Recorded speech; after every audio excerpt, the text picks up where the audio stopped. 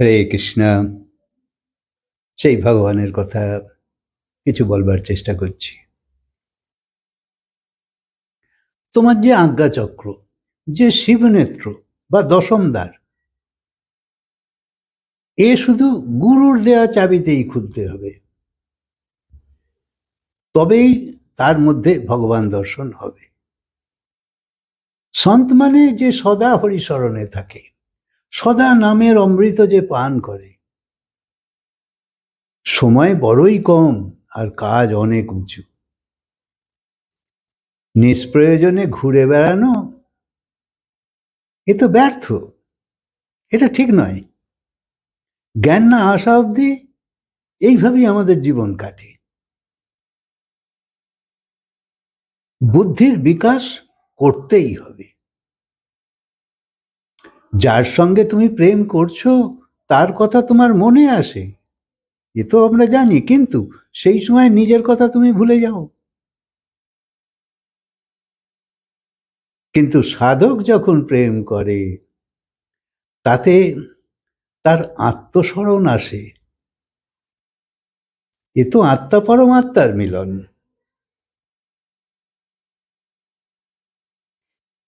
তাই যে ধ্যানে তুমি নেই সেই ধ্যান তো খণ্ডিত।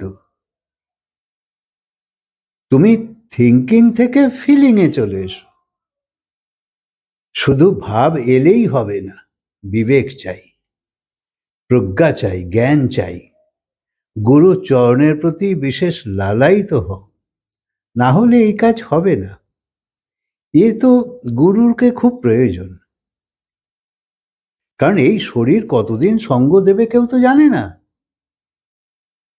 এমনও হয় যে বাচ্চার জন্মের সময় মা মরে যায়, অর্থাৎ সেই বাচ্চা মা সম্বন্ধের কথা বুঝলই না, অর্থাৎ সম্বন্ধ অনিশ্চিত।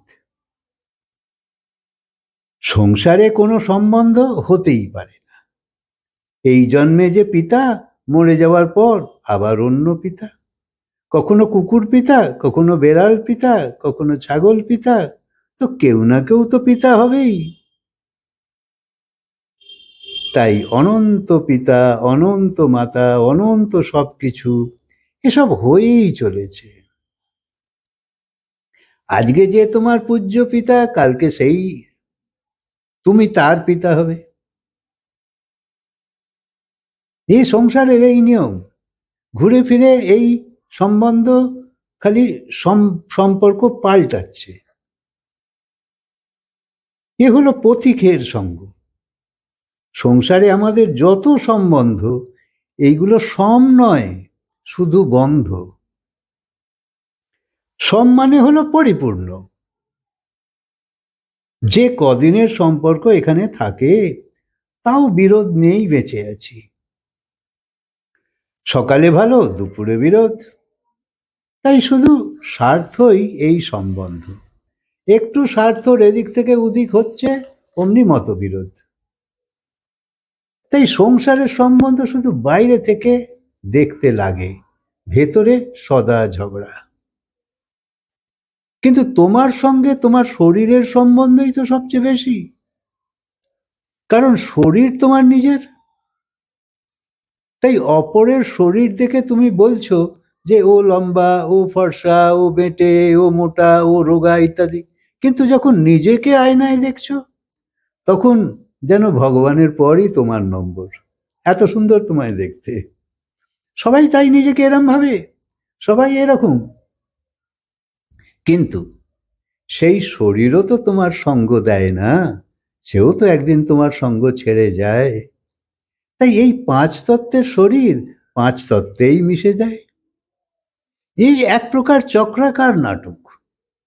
আবার ধরো শরীরেও এখানে কষ্ট, ওখানে কষ্ট, তো ডাক্তারের কাছে যাও, শরীরের গোলামি করো। তো এই শরীরও তোমার কি হিত করবে?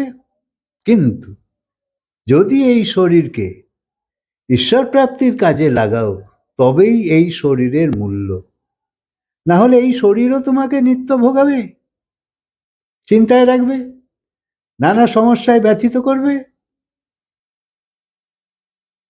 তাই যার দৃষ্টিতে দোষ আছে সে এই সংসারে ফেঁসেই থাকে, কারণ সে অপরের দোষই শুধু দেখে। গুণ বিচার করবার শক্তি তার হারিয়ে যায়। এটা দোষ বৃত্তি একটা ভেতরে তৈরি হয়ে যায়। তাই দুনিয়াকে তুমি যদি ঠিক করতে যাও যে ওর এই দোষ, ওর এই দোষ, ওর এই দোষ, তুমি কতজনকে ঠিক করবে? এ সম্ভব নয়। তাই দুনিয়াকে ঠিক করবার দরকার নেই, নিজের দৃষ্টিকে ঠিক করো। কারণ এই সংসারে প্রত্যেকের দোষ আছে, আবার প্রত্যেকের গুণও আছে। শুধু যদি তুমি গুণগ্রাহী হও, ভগবান এই এই ভগবান অত্যন্ত চালাক, তাই এই কাজটা করে। ভগবান কারোর দোষ দেখে না, জানে দোষ তো সবাইরই আছে। তাহলে যখনই আমি কারোর দোষ দেখবো আমার মন মলিন হচ্ছে, কিন্তু আমি যখন কারোর গুণ দেখছি, ভালো দেখছি, তা আমার মন প্রফুল্ল হচ্ছে। সেই জন্য ভগবান এরম সবসময় সুন্দর থাকে, আর আমরা বোকা, খালি দোষারোপ করে মরছি। তাই সৎসঙ্গের মাধ্যমে তোমার দোষ তো নজরে আসবে, কিন্তু তাকে দূর করার চেষ্টাই হলো সাধনা।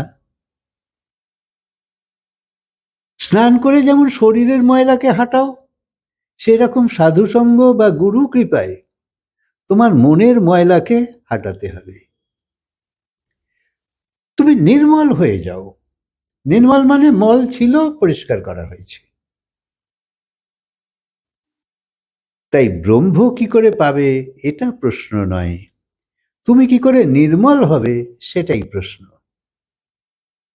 ভগবত কথা ছাড়া আর অন্য কোনো সাধন নেই, এই তোমাকে ঠিক মার্গে নিয়ে যাবে। সেই জন্য এই কথাকে খালি গ্রহণ করো, খালি গ্রহণ করো। যে জেগেছে সেই যোগী।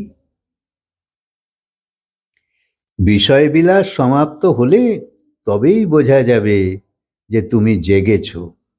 অর্থাৎ কিনা তোমার এত চাওয়াকে যখন তুমি কম করতে থাকবে, চাওয়া এলেও যাকে তুমি পরিত্যাগ করতে পারো, তখন বুঝবে যে তুমি জেগেছো, তুমি অন্য কিছু করতে চাও। শুধু এই চাওয়ার পেছনে দৌড়নোই তোমার জীবন নয়। তাই বিষয়েতে বৈরাগ্য আসা চাই। যত কমেতে চলবে অত ভালো। সাধুসঙ্গ মহাপুরুষদের দেখো না, এদের ভীষণ কমেতেই এরা চলে, কোনো জিনিসই অধিক অধিক এদের নেই। চোখে ছানি পড়লে তো তুমি ব্যবস্থা নিচ্ছ, কারণ চোখের বিষয় হলো দেখা। কানে গোলমাল হলে কানে মাইক লাগাচ্ছ, কারণ শুনতে হবে। তাই তুমি 100 বছর বাঁচতে তো চাও, কিন্তু যেন কোনো রকম অসুবিধে না থাকে। অর্থাৎ রোগ শোক ভয় চিন্তা এসব যেন তোমার মধ্যে না থাকে, এরামই তুমি চাও। আর এই দুটো একসঙ্গে হতে পারে না। তাই এই ইন্দ্রিয়র মাধ্যমে তোমার মধ্যে পাপও প্রবেশ করে, আর ভগবানও প্রবেশ করে। এই চোখ আর কান আমাদের খুব গুরুত্বপূর্ণ দুটো ইন্দ্রিয়, খুব মানে প্রয়োজনীয়। কারণ চোখ দিয়েই পাপ প্রবেশ করে, যা দেখছো সব মনে ভেতরে ঢুকছে, আর কান দিয়ে যা শুনছো সব মনে ভেতরে ঢুকছে। তাই এই দুটো হলো পাপ প্রবেশের প্রধান দরজা। আবার এই দুটো দিয়েই ভগবানও প্রবেশ করে। তাই নেত্র এবং সূত্র এই দুটোর সংযম অবশ্যই দরকার। শ্রবণ করো তো ভগবানের কথা, আর দর্শন করো তো ভগবানের সুন্দর রূপ। তাই পাপ ভেতরে ঢুকতে চাইলে দরজা বন্ধ করে দাও, যে না দেখবো না, না শুনবো না। নিজেকে নিজে আটকাতে হবে, আর পরমাত্মা সামনে এসে গেলে দরজা খুলে দাও। আর ভগবান ভেতরে প্রবেশ করে গেলে দরজা বন্ধ করে দাও, যে আর বেরোতে দেবো না। তাই প্রভুর ধ্যানে বিভোর হয়ে প্রভুতেই লীন হয়ে যাও। নিরন্তর প্রভুকে স্মরণ করো সব কাজের মধ্যে। উদ্দেশ্যকে খালি মাথায় রাখো, সবসময় মনে এই উদ্দেশ্য রাখো যে আমি কি করতে চলেছি, তার জন্য আমায় কি করতে হবে।